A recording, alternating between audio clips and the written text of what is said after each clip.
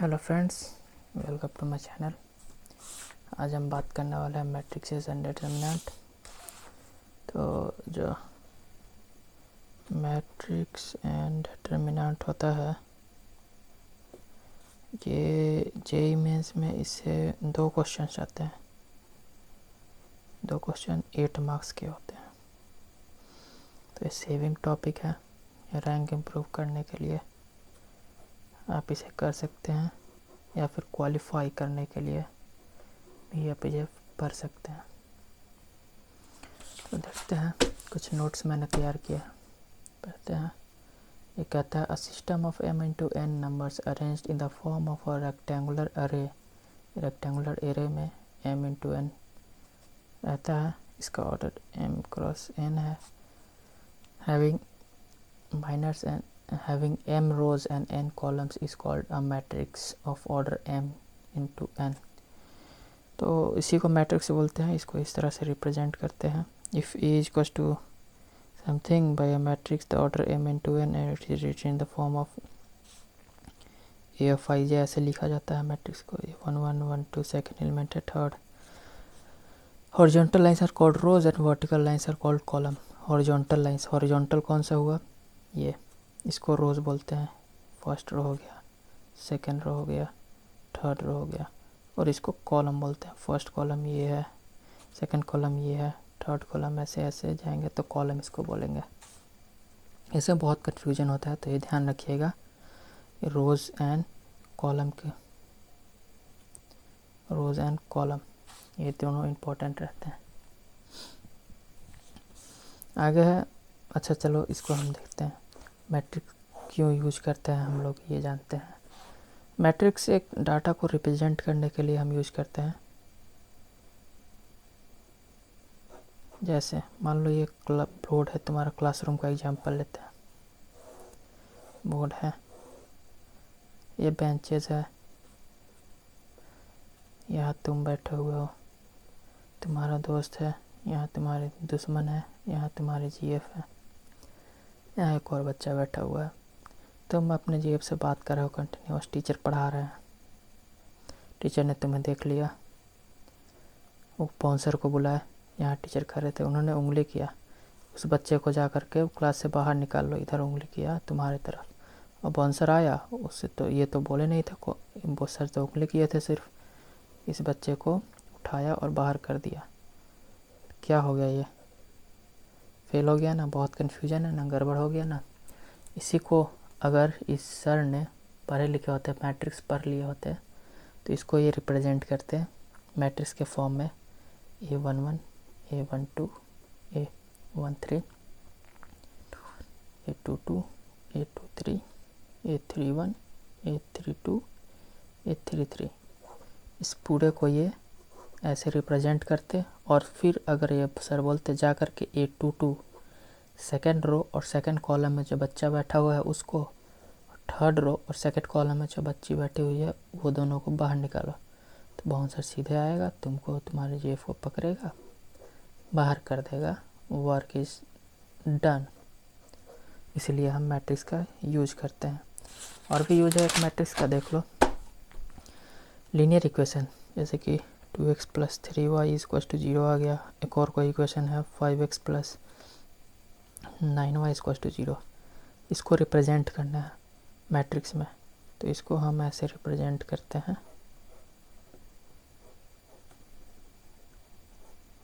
तो अगर हम इसको इस फॉर्म में फिर बाद में ऑपरेट करना आसान हो जाता है। x और y का वैल्यू निकालना आसान हो जाता है। x और y का वैल्यू हम तो यहाँ से भी निकाल सकते हैं। यहाँ से क्या आ जाएगा, x = -3y/2 आ जाएगा, और इसी x के वैल्यू को हम यहाँ पुट करेंगे तो x और y का वैल्यू निकल जाएगा। लेकिन अगर कोई इक्वेशन होता है 2x + 3y + 5z, वेरिएबल बहुत सारा है, +7 भी हो गया, = 0, और बहुत सारा है, या तो इस इक्वेशन में x y z a b का निकालना बहुत मुश्किल हो जाता है, बहुत हार्ड हो जाता है। लेकिन अगर हम उसको मैट्रिक्स की मदद से करें, इस फॉर्म में ला करके सॉल्व करें, जो मैथमेटिशियन ने कुछ रूल बताए हैं उन रूल के अकॉर्डिंग से करें, तो बहुत आसानी से इसका रिजल्ट पाया जा सकता है। इसलिए हम मैट्रिक्स का यूज करते हैं।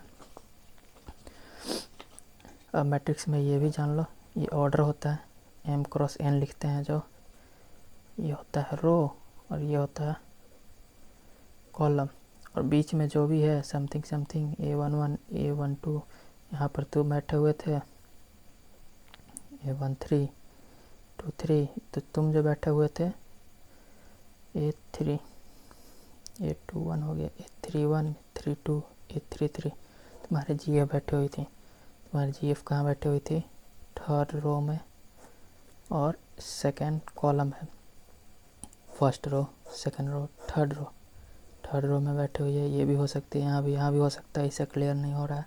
सेकंड रो में फर्स्ट रो सेकंड रो मतलब थर्ड, ये वाला बंदा है 3,2, तो AIJ के फॉर्म में रिप्रेजेंट करते हैं, तो इसके लिए हो गया A32, ऐसे रिप्रेजेंट करते हैं।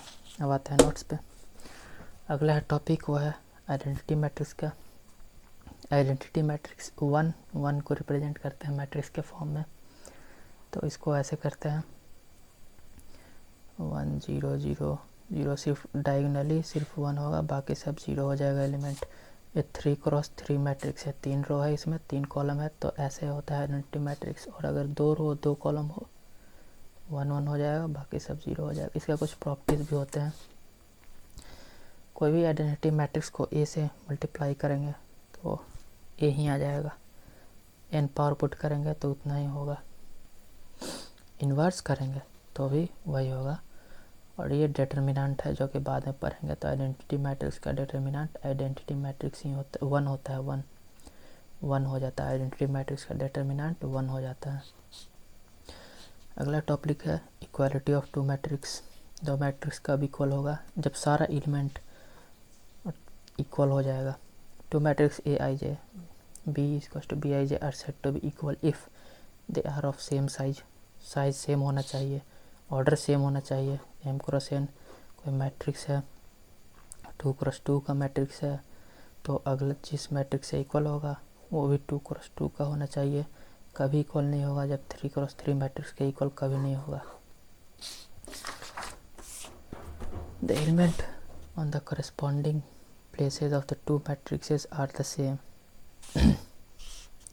एलिमेंट भी सेम होना चाहिए, जैसे कि 2 3 4 5, ये मैट्रिक्स किसके इक्वल हो, 2 3 4 5 इसी के इक्वल है। मान लो कोई मैट्रिक्स A है, कोई मैट्रिक्स B है, हर एक एलिमेंट सेम है, ऑर्डर भी सेम है, 2 रो है 2 कॉलम है, इसमें भी 2 रो 2 कॉलम है, तो ये दोनों सेम मैट्रिक्स हो गया। अब एडिशन ऑफ अ मैट्रिक्स और subtraction of the two matrix.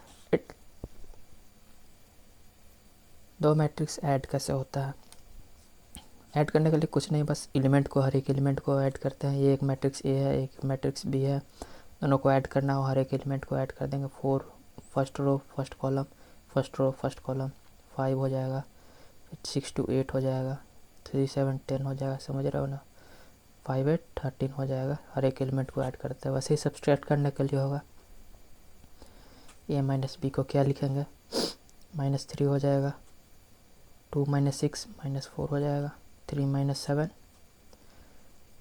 -5 हो जाएगा, -4 ही होगा, फिर 5 - 8 -3 हो जाएगा। A माइनस B का वैल्यू यही हो जाएगा, हर एक एलिमेंट माइनस होता है। Multiplication of the matrix bye scalar, अगर कोई मैट्रिक्स A है उसका तिगुना निकालना है, 3 टाइम्स ऑफ A करना है, हर एक एलिमेंट को 3 से मल्टीप्लाई कर देंगे, 5 3 15 हो जाएगा, 3 2 6 हो जाएगा। ये फर्स्ट रो और थर्ड कॉलम का ये 1 है, इसको 3 से इंटू करना पड़ेगा, 3 into first row third column से क्यों इंटू करेंगे तो 3 सब में करेंगे तो 3 टाइम्स ऑफ A आ जाएगा।